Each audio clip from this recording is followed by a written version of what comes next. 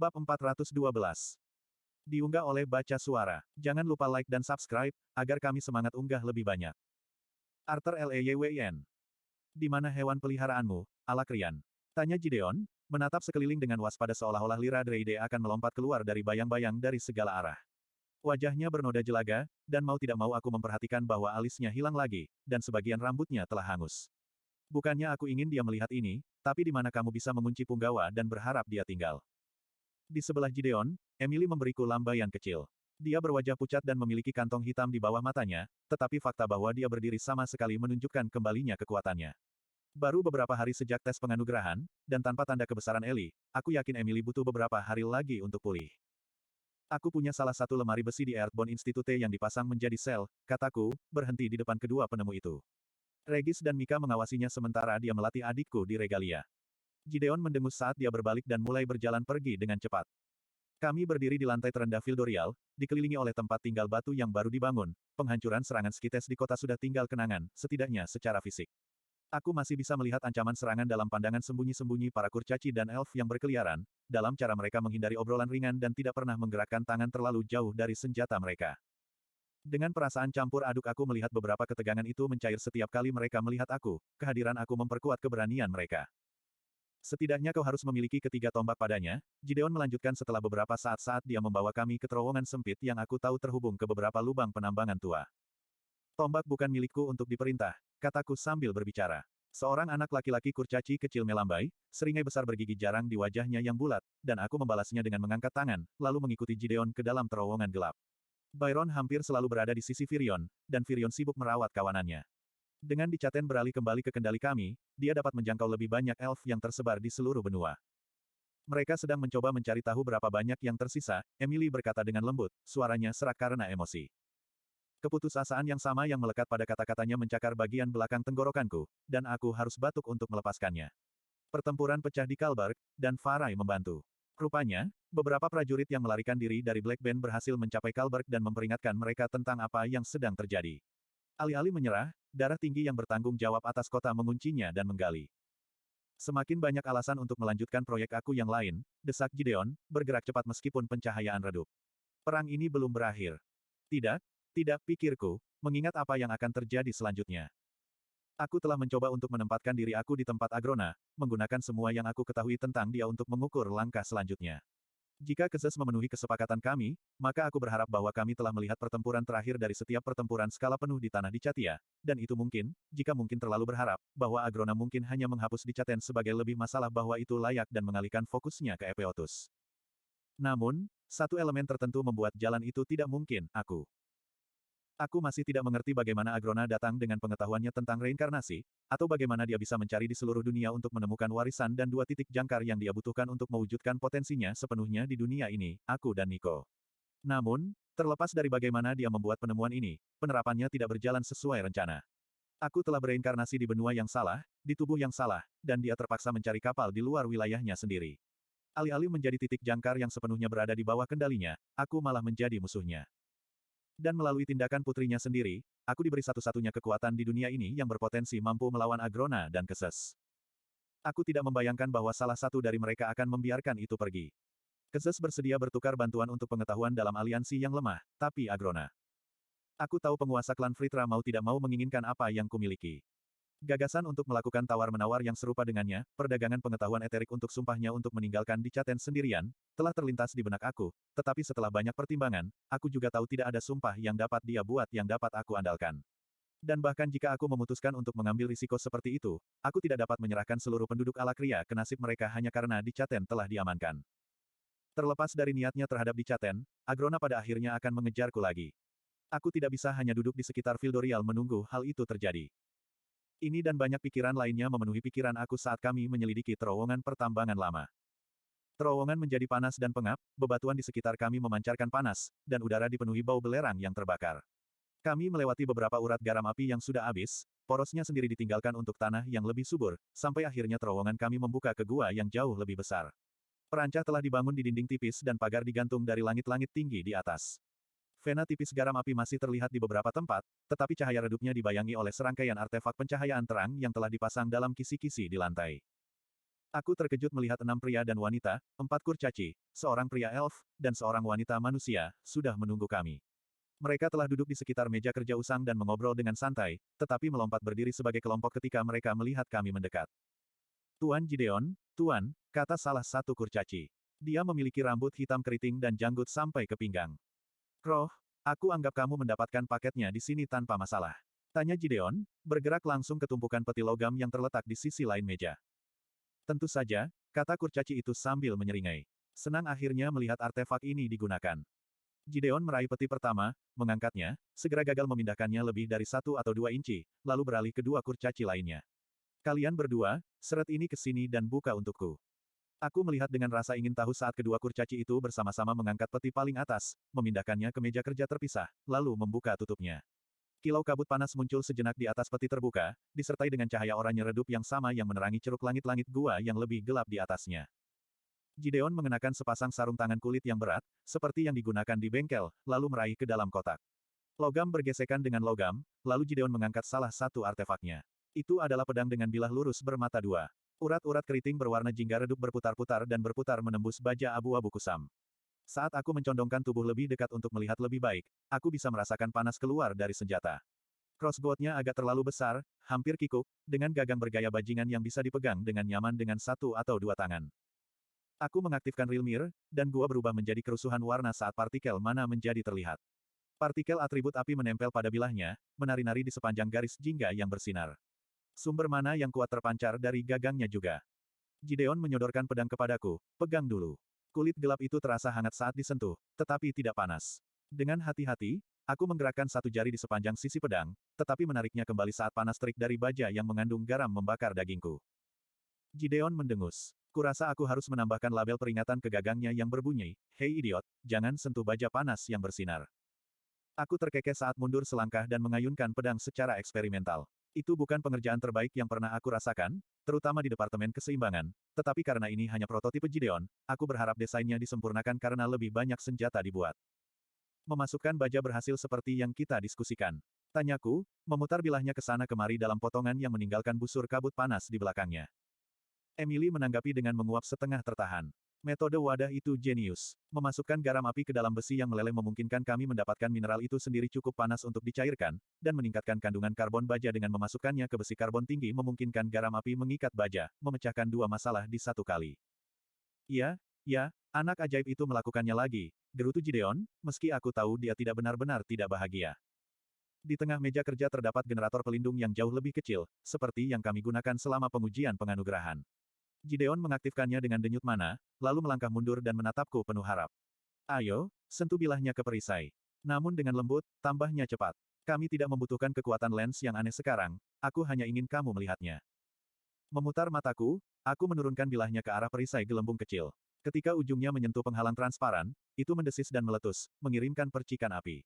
Aku mengangkat ujungnya sedikit, memutuskan kontaknya, dan suara itu mereda, meskipun jejak asap tipis membubung dari pedang. Tanpa menunggu instruksi lebih lanjut, aku mendorong bilahnya lagi, kali ini lebih keras. Pedang dan perisai melonjak satu sama lain, mana yang melekat pada struktur pedang berbenturan dengan mana yang membentuk perisai. Itu berlangsung 1 detik, 2, lalu. Dengan dengungan yang tergagap-gagap, artefak perisai kehilangan kekuatan, dan perisai itu sendiri terlepas. Ini hanya generator berdaya sangat rendah, tapi kamu tahu. Gideon berkata, matanya cerah. Garam api, bahkan dalam bentuk ini, terus menarik mana atribut api, menciptakan kekuatan yang cukup kuat untuk melawan, dan dengan kekuatan yang cukup, bahkan menerobos perisai penyihir lawan. Aku mengangkat senjata untuk memeriksanya lebih dekat. Ada semacam pemicu yang disematkan ke dalam crossguard kikuk itu. Buat apa ini? Gideon tersenyum sinis. Senjata yang cukup panas untuk membakar daging dan mampu melawan perisai musuh tanpa diilhami dengan mana adalah titik awal yang baik, tetapi non-mage, bahkan prajurit yang berbakat, masih akan dirugikan melawan augmenter. Penyihir dapat memperkuat tubuhnya, memperkuat ototnya, dan meningkatkan kecepatan dan waktu reaksinya. Fitur ini mungkin tidak sepenuhnya melawan ketidakseimbangan antara augmenter dan tentara non-magis, tetapi ini pasti menambah pengalaman. Aku cukup yakin Master Gideon hanya ingin memasukkan ide meriam aslinya ke dalam senjata entah bagaimana caranya, kata Emily pelan. Gideon merengut dan mengusir Emily dan 6 non-penyihir kembali. Ayo, picu, tapi hanya sesaat. Itu memiliki efek terkuat jika dilakukan sambil mengayunkan senjata. Bergerak mundur untuk menempatkan lebih banyak ruang antara aku dan yang lain, aku melakukan beberapa ayunan latihan lagi dengan pedang, membiasakan diri dengan bobot dan keseimbangannya. Lalu, saat aku membuat tebasan tajam ke samping dari kiri ke kanan, aku menekan pelatuk yang kaku. Mana mengalir dari cengkeraman ke bilahnya, dan pedang itu terbakar. Pada saat yang sama, itu meluncur ke depan seolah didorong dari belakang. Aku menyerap momentum yang tidak terduga dengan memutar bilahnya, melepaskan pelatuknya saat beraksi, lalu membawanya kembali ke depan aku sehingga aku dapat memeriksa efeknya. Vena oranye bersinar lebih terang, meskipun kelebihan mana dibakar dengan sangat cepat. Mungkin 20% dari mana yang tersimpan di gagangnya telah dihabiskan dalam satu ledakan itu. Slot iklan. Kamu bisa pasang iklanmu di sini. Kata Gideon, praktis bergetar saat dia memindahkan berat badannya dari satu kaki ke kaki lainnya. Ketika dipicu selama gerakan yang kuat, masuknya mana secara tiba-tiba ke dalam garam api menyebabkan efek pembakaran yang hebat, yang dapat menambah kecepatan dan kekuatan serangan, serta menciptakan ledakan yang berapi-api. Saat ini agak berat, tambah Emily, tetapi dengan pelatihan yang tepat, seorang prajurit non-penyihir harus dapat mengatur waktu dengan tepat dan menargetkan serangan yang cukup menghancurkan dengannya. Kata-katanya menarik perhatian aku ke 6 non-penyihir yang menonton dengan tenang dari jarak yang aman. Aku melihat sekelilingku yang besar, kosong, dan tertutup. Apa yang kita lakukan di sini? Gideon bertepuk tangan. Aku muak dan lelah dengan tes lab, itu sebabnya. Saatnya untuk melihat bayi-bayi ini beraksi. Dia melambai ke arah sisa kotak sambil berteriak pada non-penyihir. Baiklah, uji boneka, ambil peralatanmu dan bersiaplah.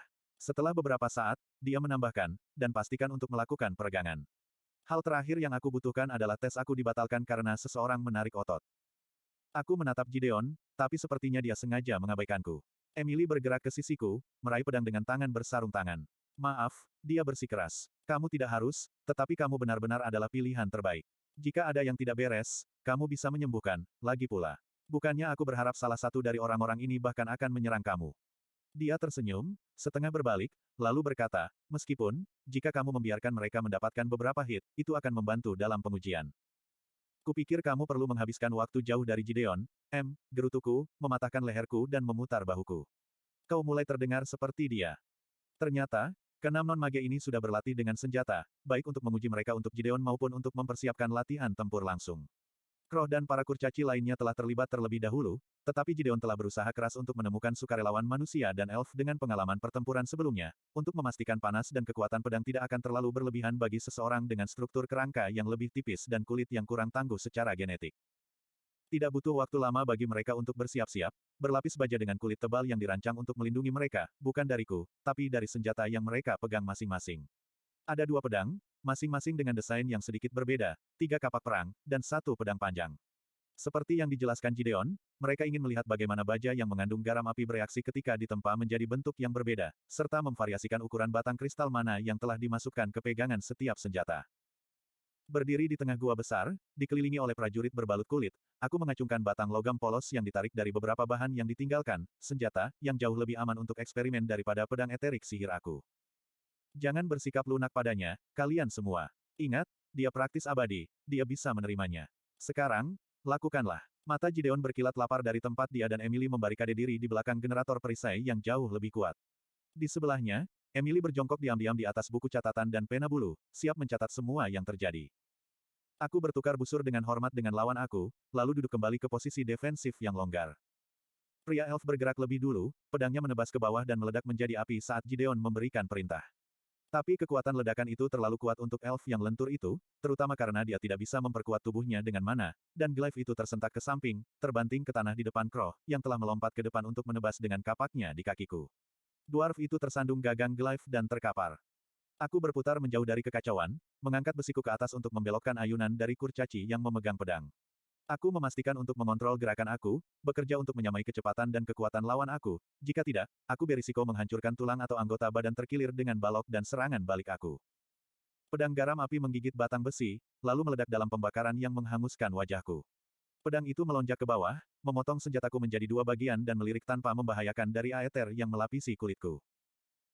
Dengan sebatang besi pendek di masing-masing tangan, aku mengayunkan pedang ke samping dan melangkah ke kapak pemotong, membiarkannya melambung dari bahuku yang tidak bersenjata tanpa mencoba memblokirnya dan bukannya melemparkan lenganku ke dada pengguna, tidak cukup keras untuk melukai, tapi lebih dari cukup untuk membuatnya telentang.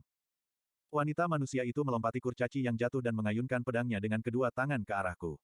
Aku menyilangkan jeruji pendek di atas kepalaku untuk menangkap bilah di antara mereka, tetapi wanita itu memicu semburan garam api, menciptakan ledakan api dan semburan momentum yang memaksa baja panas yang membakar menembus sisa batang besiku.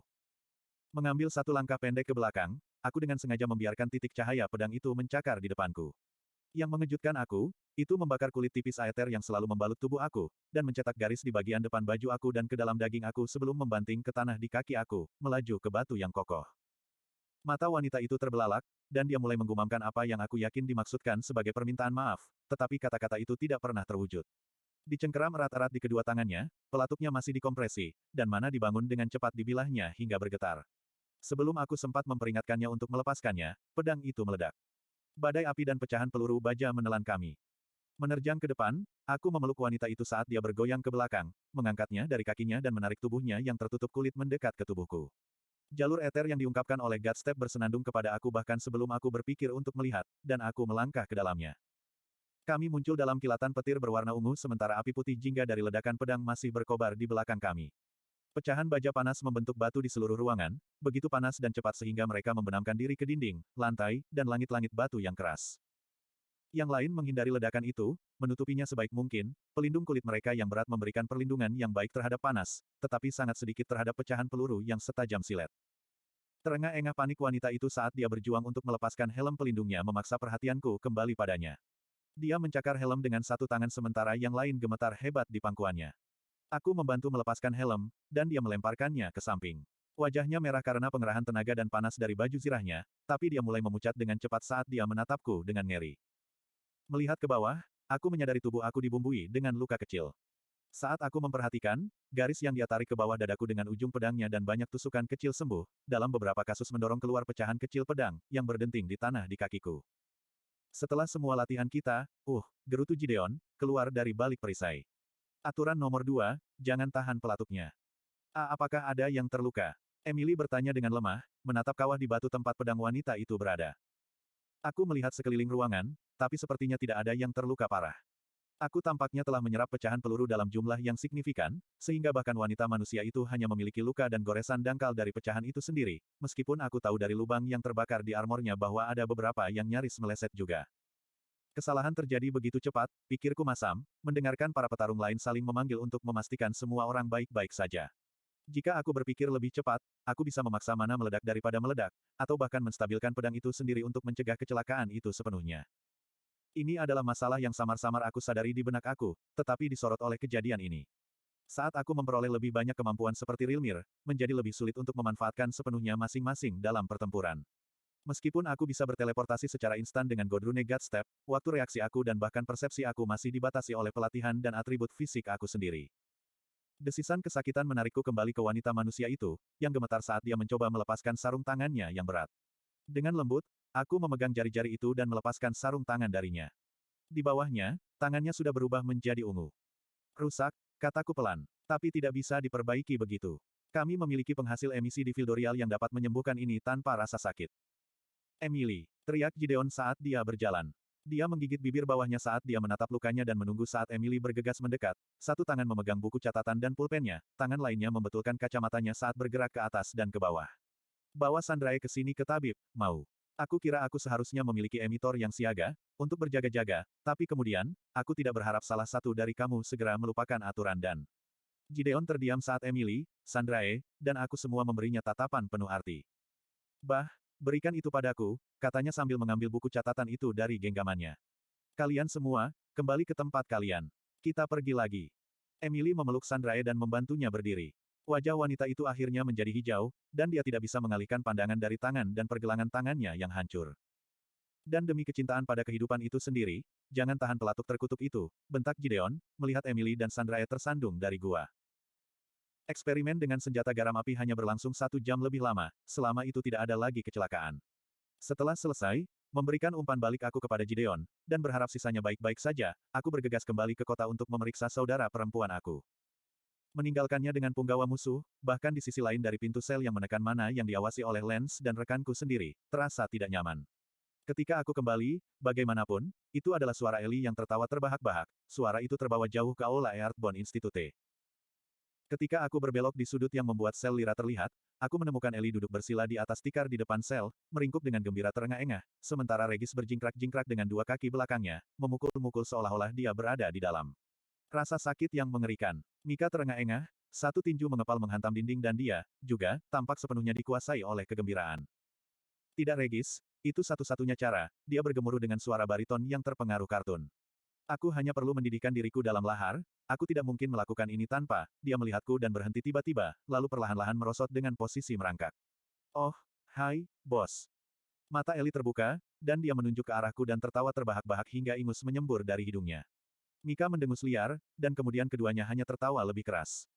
Begitu aku cukup dekat untuk menatap mata Lira melalui jeruji, aku memberinya cemberut serius. Apakah kamu mengotak-atik otak mereka atau sesuatu dengan mantra atribut suaramu? Lira, yang bersandar di dinding bagian dalam dengan tangan bersilang, mengangkat bahu. Tidak, pemanggilanmu terbukti cukup mengganggu tanpa aku melakukan apapun. Aku senang menjelajahi kedalaman regalia baru saudara perempuan kamu, tetapi aku tidak akan berpura-pura tidak menikmati ceritanya tentang waktu kamu di Reliktem. Kamu benar-benar telah melihat dan melakukan beberapa hal aneh, Bupati Liwin. Mika berjuang untuk berdiri tegak dan menahan cekikikannya. Rahangnya terkatup rapat, tetapi kedua bibir dan otot di pipinya terus-menerus berkedut. Dia memberi aku salam malas dan berkata, "Selamat datang kembali, Jenderal Masokis." Alakrian secara mengejutkan berperilaku baik. "Terima kasih, Mika," kataku dengan desahan sedalam-dalamnya. Kepada Ellie, aku bertanya, "Apakah kamu mencapai sesuatu?" Menyeka air mata dari matanya, dia menyeringai ke arahku. "Aku sedang mencari tahu, kurasa. Sulit, tidak sulit, aneh. Seperti mempelajari kembali cara menggunakan sihir dari awal. Tapi ada semua kekuatan di sana, siap untuk merespons. Menurut Lira, aku harus tumbuh menjadi regalia." Lira pindah ke bagian depan sel, berdiri tepat di dalam jeruji besi. Aku tidak sepenuhnya yakin, regalia, adalah istilah yang tepat. Kemampuanmu untuk mempengaruhi pemberian, itu adalah, dia terdiam dengan menggelengkan kepalanya, bibirnya melengkung ke atas. Penguasa tinggi akan melepaskan tanduknya sendiri untuk dapat melakukan apa yang kamu bisa, aku yakin itu. Rune yang dia terima sangat kuat, melebihi apa yang pernah kulihat diterima bahkan oleh pengikut lain atau Skite sendiri. Sejujurnya, itu terlalu berlebihan untuknya. Tujuan menguasai rune yang lebih rendah sebelum mendapatkan crest, emblem, atau regalia adalah untuk membangun kekuatan dan bakat magis seorang mage. Kebanyakan penyihir tidak pernah menerima lambang, apalagi regalia. Adikmu, yah, aku tidak yakin dia bisa menggunakan regalia ini dengan benar.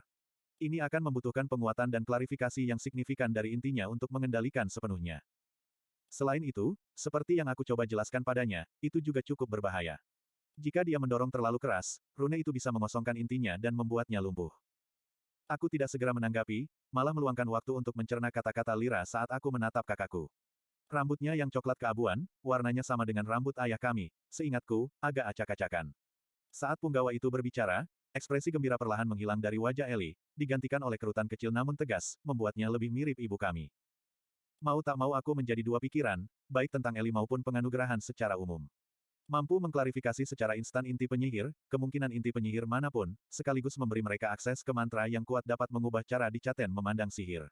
Kami berpotensi menghasilkan penyihir elit dengan kecepatan yang sebelumnya tidak pernah terdengar. Namun, untuk mendapatkan hasil terbaik dari proses ini, aku perlu menghabiskan banyak waktu dengan setiap penyihir. Dan aku hanya satu orang, aku merasionalisasi, mengetahui hal ini secara drastis membatasi kegunaan alat secara keseluruhan, setidaknya saat ini.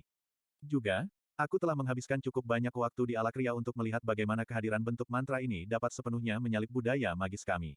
Ada manfaatnya, tentu saja, tetapi potensi bahayanya sangat beragam dan tersebar luas sehingga sulit untuk melihat gambaran keseluruhannya. Rasa bersalah yang mendalam juga sudah meresap ke dalam diriku karena membiarkan Ellie terlibat. Aku telah memberinya kekuatan ini, mengetahui itu bisa berbahaya, tetapi memiliki konfirmasi yang begitu jelas bahwa dia dapat dengan mudah melukai dirinya sendiri dengan mantra mengingatkanku bahwa aku bertanggung jawab atas apapun yang mungkin terjadi padanya. Aku menatap jauh ke dalam mata coklat Ellie yang berbentuk almond. Di luar kerutan tipis yang menutupi bibirnya, matanya lah yang mengungkapkan kedalaman kedewasaannya, kedalaman yang terasa terlalu dalam untuk usianya. Aku menyadari bahwa, selama ketidakhadiran aku, dia telah melangkah untuk ibu kami, untuk Dicaten, pada tingkat yang aku harap dia tidak perlu melakukannya. Namun, aku masih menganggapnya sebagai seorang anak. Dan karena itu, aku tidak membiarkan diriku mempercayainya, terutama dengan kekuatan yang baru ditemukan ini. Dia ceroboh, benar, dan telah membuktikan dirinya tidak bertanggung jawab lebih dari satu kali, tetapi dia juga tanggap, berani, dan rela berkorban.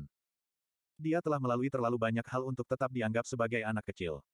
Tapi dia masih terlalu muda untuk memikul beban menjadi orang dewasa. Tetapi aku tahu pada saat itu bahwa aku Kami tidak punya pilihan. Dia tidak lagi melihat dirinya sebagai seorang anak, dan aku harus berhenti memperlakukannya seperti itu.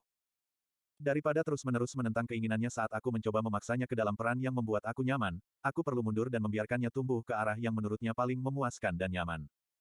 Dia membutuhkan bimbingan, bukan tentangan. Aku menahan desahan dan memaksakan senyum di wajahku, lalu mengulurkan tangan untuk menarik adikku berdiri.